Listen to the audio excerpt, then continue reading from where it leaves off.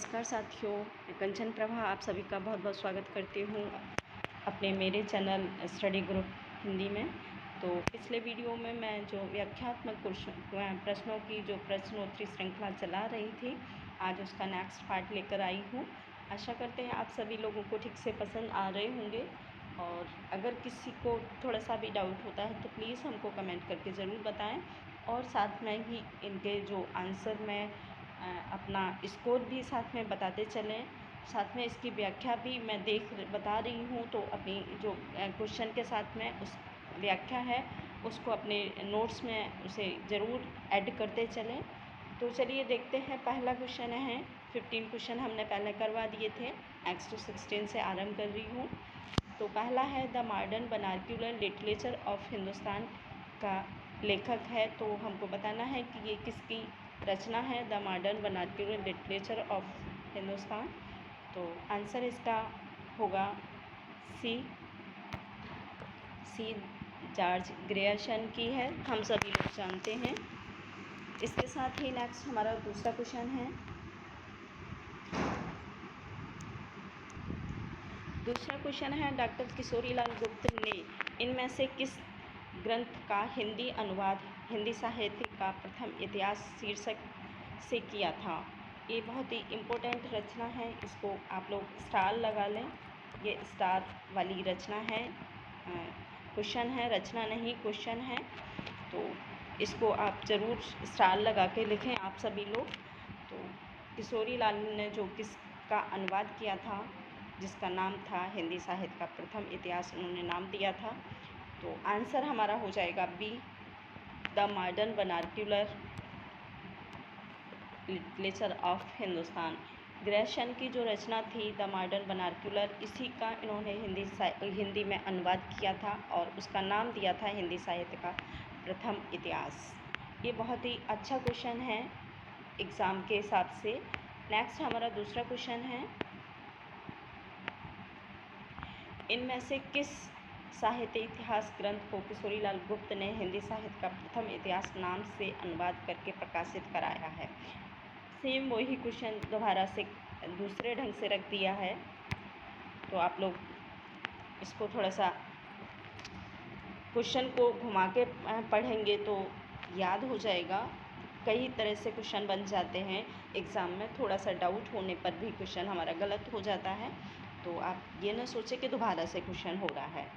तो आंसर इसका हो जाएगा, आप लोग ऐड कर वो कमेंट में हमें बताते चला करें। अगर जिनको क्वेश्चन आते हैं वो हमें कमेंट करके क्वेश्चन का आंसर बताते चलें और स्कोर भी साथ में बताएं। तो आंसर इसका हो जाएगा हमारा, आंसर हो जाएगा हमारा D, the modern vernacular literature of northern लिखा है, इसमें मॉडर्न लिखा है, यहाँ ये गलत है, मॉडर्न है। मॉडर्न हिंदुस्तान को ही किशोरीलाल ने अनुवाद किया है और उसको नाम दिया था उन्होंने हिंदी साहित्य का प्रथम इतिहास।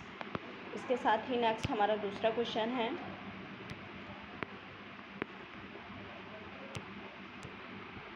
नेक्स्ट हमारा दूसरा क्वेश्चन है, किस लेखक ने इतिहास ग्रंथ में सर्वप्रथम हिंदी साहित्य का काल विभाजन किया था। तो हमको बताना है कि कौन सा साहित्यकार, कौन सा इतिहासकार था जो हिंदी साहित्य का, जिसने काल विभाजन सबसे पहले अपने साहित्य में इंक्लूड किया था, अपने साहित्य में काल विभाजन के आधार पर अपना हिंदी साहित्य लिखा था, ये हमको बताना है। तो आंसर इसका हो जाए, ऑप्शन है इसके शिव सिंह सेहगल, महेश दत्त शुक्ल, और दूसरा है मौलवी करमुद्दीन, और लास्ट डी ऑप्शन है जॉर्ज ग्रियर्सन। तो आंसर हमारा डी हो जाएगा, जॉर्ज ग्रियर्सन ने ही सबसे पहले जो काल विभाजन के आधार पर अपने हिंदी साहित्य का जो इनका ग्रंथ है उसमें काल विभाजन के आधार पर हिंदी साहित्य को उसका इतिहास लिखा था। बाकी सभी लोगों ने इतिहास लिखा था, लेकिन उसमें काल विभाजन के आधार पर नहीं लिखा था। उन्होंने सिर्फ कवियों का परिचय लिखा था, और किसी ने परिचय लिख दिया था, किसी ने वर्ड के आधार पर उनकी व्याख्या कर दी थी। तो लेकिन काल विभाजन किसी ने नहीं किया था। सबसे पहले काल विभाजन का आरंभ जो किया था वो जॉर्ज ग्रियर्सन ने किया था। तो आप लोग इस चीज़ को याद रखें कि काल विभाजन हिंदी साहित्य में सबसे पहले किसने आरंभ किया था। तो जॉर्ज ग्रेशन इनका आंसर होगा। इसके साथ ही नेक्स्ट हमारा दूसरा क्वेश्चन है, एक बार इसकी व्याख्या भी देखना चाहें तो देख लें। व्याख्या है, हिंदी साहित्य के इतिहास का काल विभाजन करने वाले प्रथम इतिहासकार डॉक्टर ग्रेशन हैं। इन्होंने आदिकाल की अंतिम सीमा 1400 ईस्वी तक मानी है। इसमें कोई खास डिटेल नहीं दी है, जब मैं डिटेल करवाऊंगी तो अच्छे से समझाऊंगी, आप लोग इसको थोड़ा सा दिमाग में ना रखें। इसके साथ ही नेक्स्ट हमारा दूसरा क्वेश्चन है, हिंदी साहित्य के इतिहास के काल विभाजन में कवियों के नाम का सर्वाधिक उपयोग किसने किया था। तो हम लोग सभी जानते हैं कि जो मिस्र बंधुओं ने काल विभाजन किया था वो सिर्फ कवियों के नाम के आधार पर किया था। जैसे वा वर्ड आता है तो बा नाम के जितने भी कवि थे, चाहे वो आदिकाल के हों, चाहे रीतिकाल के हों, चाहे आधुनिक काल के हों, चाहे वो अन्य किसी काल के हों, तो उन्होंने वा वर्ड के जितने भी कवि थे उन सबको एक साथ एक ही उसमें रखा था नंबर पर। इसके साथ ही जैसे का वर्ड का है तो का वर्ड के जितने भी कवि होंगे, जितने भी साहित्यकार थे, उन सभी को एक साथ रखा था। तो वर्ड के आधार पर जो काल विभाजन किया था वो मिस्र बंधुओं ने किया था। आंसर इसका हो जाएगा ए। देख लेते हैं इसकी व्याख्या। व्याख्या, हिंदी साहित्य की परंपरा में मिस्र बंधुओं ने अपनी कृति मिस्र बंधु विनोद, इनकी कृति है मिस्र बंधु विनोद, आप लोग याद रख लें। और साथ में ही इन्होंने 5000 कवियों का अपने जो इतिहास ग्रंथ है उसमें 5000 कवियों को स्थान दिया था। 5000 कवियों को इन्होंने उल्लेख किया था, जिसे 8 से भी अधिक कालखंडों में बांटा गया है। इसको 8 कालखंडों में बांटा है। जब मैं काल विभाजन करवाऊंगी तो बताऊंगी कौन कौन से इनके कालखंड थे। विभाजन में सर्वाधिक कवियों के नाम ही उल्लेखे हैं, बाकी और कुछ किसी दूसरे आधार पर इन्होंने विभाजन नहीं किया है। सिर्फ नाम के आधार पर मिस्र बंधुओं ने जो काल विभाजन किया है वो नाम के आधार पर, नाम के वर्ड के आधार पर किया है। साथ ही नेक्स्ट हमारा दूसरा क्वेश्चन है, व्याख्या देखना चाहें तो एक बार इसकी व्याख्या भी देख लेते हैं साथ में। मिस्र बंधु विनोद नामक हिंदी साहित्य के इतिहास लेखकों के नाम गणेश, ये तो क्वेश्चन दूसरा हो गया भाई। क्वेश्चन दूसरा है, मिस्र बंधु विनोद नामक हिंदी साहित्य के इतिहास के लेखकों के नाम बताने हैं कि जो मिस्र बंधु विनोद थे, यानी कि मिस्र बंधु विनोद की तिगड़ी भी बोलते हैं इसे। तो आप लोग इसको रखें कि मिस्र बंधु विनोद में जो मिस्र बंधु थे उनमें कौन कौन शामिल थे, वो हमको बताना है कि मिस्र बंधुओं में कौन कौन शामिल था। आंसर है हमारा ऑप्शन है श्याम बिहारी, सुखदेव बिहारी या फिर राम बिहारी। दूसरा है ऑप्शन बी गणेश बिहारी, श्याम बिहारी और सुखदेव बिहारी। तीसरा है गणेश बिहारी, श्याम बिहारी और बिहारी मिश्र। लास्ट है बिहारी मिश्र और सुखदेव बिहारी और राम बिहारी। आंसर इसका हो जाएगा बी। आंसर बी होगा, गणेश बिहारी, श्याम बिहारी और सुखदेव बिहारी। ये तीनों ही मिस्र बंधुओं में शामिल थे कवि, इसीलिए ये तीनों मिस्र थे, इसीलिए इन्हें मिस्र बंधुओं के नाम से जाना गया था। गणेश बिहारी को, श्याम बिहारी को और सुखदेव बिहारी को। ठीक है, इसके साथ ही नेक्स्ट हमारा दूसरा क्वेश्चन है, व्याख्या भी देख लेते हैं इसके। मिस्र बंधु विनोद नामक हिंदी साहित्य के इतिहास लेखकों के नाम गणेश बिहारी, श्याम बिहारी और सुखदेव बिहारी हैं। मिस्र बंधु विनोद के 4 भाग थे। जो मिस्र बंधु विनोद इनका साहित्य इतिहास लिखा गया था उसमें 4 भागों में प्रकाशित किया था। पहला जो भाग था इनका, पहला और दूसरा 13 और 14 भाग ईस्वी में प्रकाशित हो गया था। इसके साथ ही जो लास्ट चौथा भाग था वो हमारा 1934 में प्रकाशित हुआ था। ये इम्पोर्टेंट है, इसको आप लोग नोट कर लें कि कौन सा मतलब इनका भाग था, कौन सा भाग कब प्रकाशित हुआ था, किस सन में प्रकाशित हुआ था। तो आप लोग इसको याद रखें। इसके साथ ही नेक्स्ट हमारा दूसरा क्वेश्चन है, मिस्र बंधु विनोद का चौथा भाग कब प्रकाशित हुआ था, जो अभी बताया है, तो 1934 में इसका आंसर हो जाएगा। इसके साथ नेक्स्ट दूसरा क्वेश्चन है हमारा, मिस्र बंधु विनोद कितने भागों में प्रकाशित हुआ है, तो अभी बताया है ये 4 भागों में प्रकाशित हुआ है। पहला और दूसरा 13 और 14 में प्रकाशित हुआ था, लास्ट 34 में हुआ है। इसके साथ ही नेक्स्ट हमारा दूसरा क्वेश्चन है, मिस्र बंधु विनोद ने परिवर्तन काल की समय सीमा निर्धारित की थी। जो इन्होंने मिस्र बंधु विनोद ने काल विभाजन किया था, उनमें इन्होंने नाम रखा था आरंभिक काल, प्रारंभिक काल, और प्रारंभिक काल के भी 2 इन्होंने नाम। हमको बताना है कि इन्होंने जो काल विभाजन की समय सीमा और काल विभाजन किस आधार पर किया था, क्या क्या इनके कालखंड थे। तो पहला है इनका, इन्होंने आरंभिक काल पहला जो इन्होंने किया था भाग, वो किया था प्रारंभिक काल।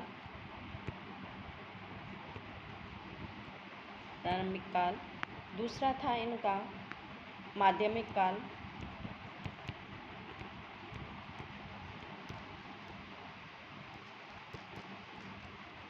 तीसरा था इनका अलंकृत काल।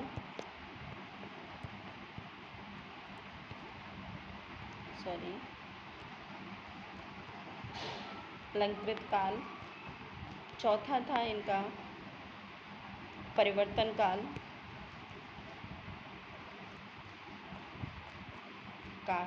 पांचवा था इनका वर्तमान काल।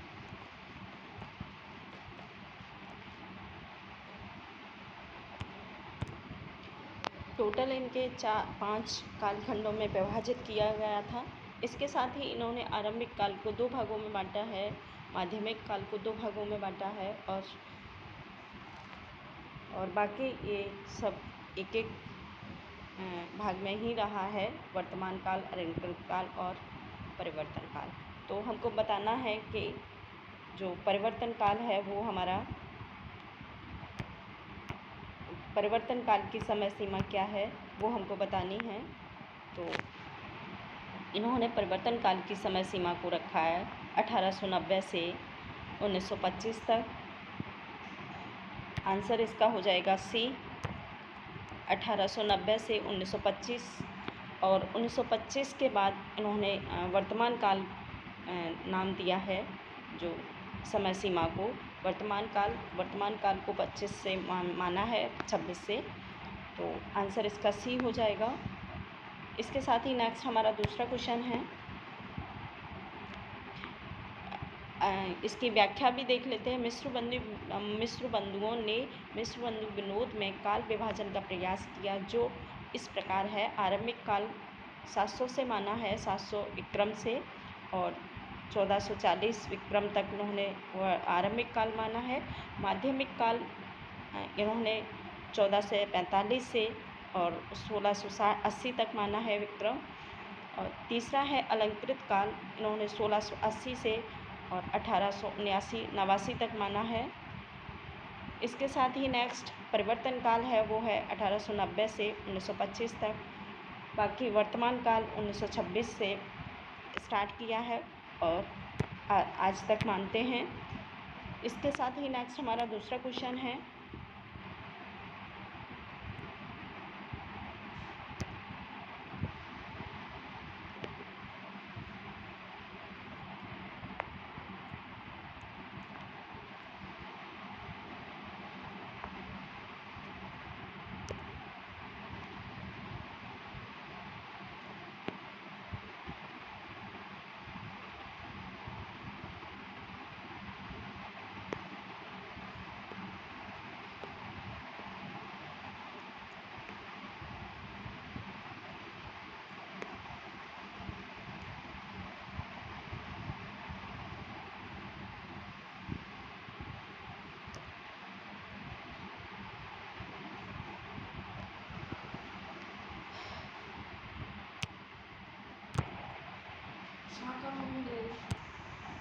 इसके साथ ही नेक्स्ट हमारा दूसरा क्वेश्चन है हमारा, ये हमने पहले ही बोल दिया था लेकिन हमारा वीडियो ऑन नहीं था इसलिए दोबारा से कर रही हूँ। दूसरा क्वेश्चन है 25 आचार्य रामचंद्र शुक्ल ने प्रथम उत्थान का समय सीमा कब से कब तक माना है? ये हमको बताना है कि आचार्य शुक्ल ने जो साहित्यिक ग्रंथ, इतिहास ग्रंथ लिखा है, उसमें उन्होंने उत्थान के आधार पर काल विभाजन किया है, समय सीमा को रखा है। तो वही हमको बताना है कि प्रथम उत्थान, इन्होंने 3 उत्थानों में विभाजन किया है। प्रथम उत्थान, द्वितीय उत्थान, तृतीय और चतुर्थ उत्थान। 4 उत्थान माने हैं, लेकिन 3 तक ज़्यादा इम्पोर्टेंट है। चौथा उसका कोई उल्लेख नहीं मिलता है, इसलिए उसको हमने नहीं बताया है। ठीक है। इसके साथ ही जो प्रथम उत्थान है वो हमको समय सीमा बतानी है कि प्रथम उत्थान की समय सीमा क्या है। बहुत एग्ज़ाम में आता है, स्टार लगा लें आप सभी लोग, इस पर स्टार लगा लें। तो आंसर इसका हो जाएगा सी। आंसर हो जाएगा सी, 1868 से 1893 तक। इसके साथ ही अगर ये 2 रूपों में आता है, ईस्वी भी कभी कभार आता है और कभी कभार क्या है इसमें विक्रम पूछा जाता है, क्योंकि आचार्य शुक्ल ने जो विक्रम और ईस्वी, विक्रम को ज़्यादा मान्यता दी है, तो कभी विक्रम पूछ लेते हैं, कभी और ईस्वी पूछ लेते हैं। तो इसमें ईस्वी लिखा हुआ है, तो इस अगर विक्रम बनाना है तो उसमें 57 को प्लस कर दें। विक्रम में 57 को प्लस कर देंगे तो हमारा ईस्वी से विक्रम बन जाएगा। सही से लिख दूँ मैं, एक बार सही नहीं है, कट हो गया है। 57 प्लस कर देते हैं अगर विक्रम में, तो वो ईस्वी का जो समय सीमा होती है वो आ जाती है। इसके साथ ही नेक्स्ट हमारा दूसरा क्वेश्चन है। अगर देखना चाहें इसमें डिटेल भी है, डिटेल देख लें एक बार, बहुत इम्पोर्टेंट है ये क्वेश्चन, स्टार है। आचार्य रामचंद्र शुक्ल ने प्रथम उत्थान का समय सीमा 1868 से 1893 संवत माना है, और अगर संवत बनाना है तो इसको 1925 से प्लस 1950 तक माना है। द्वितीय उत्थान को 1893 से 1918 तक माना है ईस्वी, और संवत करेंगे तो 1950 से 1975 हो जाएगा। इसके साथ ही नेक्स्ट हमारा दूसरा है, तय किया है, और भारतेंदु हरिश्चंद्र का प्रभाव भाषा के साहित्य दोनों पर पड़ा है, बड़ा गहरा प्रभाव पड़ा। इन्होंने जिस प्रकार से हिंदी साहित्य को परिमार्जित करके उसे बहुत ही सरल, मधुर एवं स्वच्छ रूप दिया, उसी प्रकार हिंदी साहित्य को भी नए मार्ग पर लाकर खड़ा कर दिया। इन्होंने भाषा संस्कार की महत्ता को सब लोगों ने मुक्त कंठ से स्वीकार किया, और इसका कोई चीज़ नहीं है, ये तो सिर्फ साहित्यिक भाव हैं। तो आप लोग यहाँ तक ज़रूर याद रख लें, ये इम्पोर्टेंट है, यहाँ तक आप लोग याद रख लें। बाकी ये कुछ नहीं है, भारतेंदु जी के साथ ही ये किया है। भारतेंदु का थोड़ा सा योगदान है वो बताया है इसमें। जब भारतेंदु को पढ़ाएंगे तो उसके बाद उनके बारे में भी बताएंगे ठीक से। इसके साथ ही नेक्स्ट हमारा दूसरा क्वेश्चन है, आचार्य रामचंद्र शुक्ल ने हिंदी साहित्य का इतिहास के आधुनिक गद्य साहित्य परंपरा का परिवर्तन के अंतर्गत प्रथम उत्थान की निर्धारित काल अवधि क्या थी? तो वो ही बताना है कि जो प्रथम उत्थान की काला अवधि थी, यानी कि समय सीमा थी, वो क्या थी। तो अभी मैंने बताया है, तो आंसर इसका बी हो जाएगा। आंसर इसका बी हो जाएगा। नेक्स्ट हम देख लेते हैं दूसरा क्वेश्चन।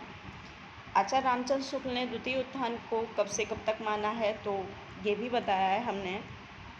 तो आंसर इसका हो जाएगा हमारा, आप लोग साथ में गैस करके हमें कमेंट करके बताते चला करें।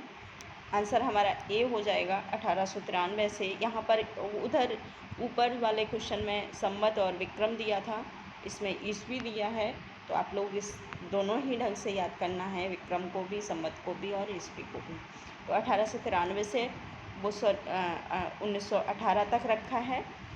इसके साथ ही नेक्स्ट हमारा दूसरा क्वेश्चन है, नागरिक प्रचारणी सभा की स्थापना कब हुई थी, ये हमको बताना है। तो आंसर इसका हो जाएगा डी। नागरी प्रचारणी सभा की स्थापना जो हुई थी वो 1893 में हुई थी। एक बार इसकी व्याख्या देखते हैं। काशी नागरी प्रचारणी सभा की स्थापना 1893 ईस्वी में श्याम सुंदर दास जी ने की थी। नागरी प्रचारणी सभा हिंदी साहित्यिक और साहित्यिक देवनागरी की उन्नति एवं प्रचार और प्रसार करने वाली भारत की अग्रणी संस्था है। हिंदी साहित्य के नियंत्रण और संचालन में इस सभा का महत्वपूर्ण योगदान रहा है। तो बस इतना याद रखना है आप सभी को कि नागरी प्रचारणी सभा की जो स्थापना थी वो श्याम सुंदर दास ने की थी और 1893 में इसका आरंभ हुआ था। बस इतना याद रखना है आपको। इसके साथ ही नेक्स्ट हमारा दूसरा क्वेश्चन है। आज केवल 30 क्वेश्चन करवाऊंगी। दूसरा क्वेश्चन है काशी नागरी प्रचारणी सभा की स्थापना हुई थी, तो ऊपर बताया है 93 में हुई थी नागरी प्रचारणी सभा की। थोड़ा सा इधर से घुमा के इसमें पूछा है, बाकी कुछ नहीं है। बस आप लोग ये ना सोचें कि दोबारा क्वेश्चन वही करवा रहे हैं। साथ ही दूसरी है नागरी प्रचारणी सभा की स्थापना हुई थी, तो ये भी इसका आंसर भी 93 ही है, 1893। तो आज इतना ही। Thank you. और जिन लोगों को हमारा चैनल अच्छा लगे वो एक बार हमें कमेंट करें और हमारे चैनल को लाइक करें। और जिन लोगों ने हमारे चैनल को सब्सक्राइब नहीं किया है तो चैनल को एक बार ज़रूर सब्सक्राइब कर लें, ताकि हमारा जो भी वीडियो बने वो आए, वो आप तक ज़रूर पहुँचे। तो थैंक यू।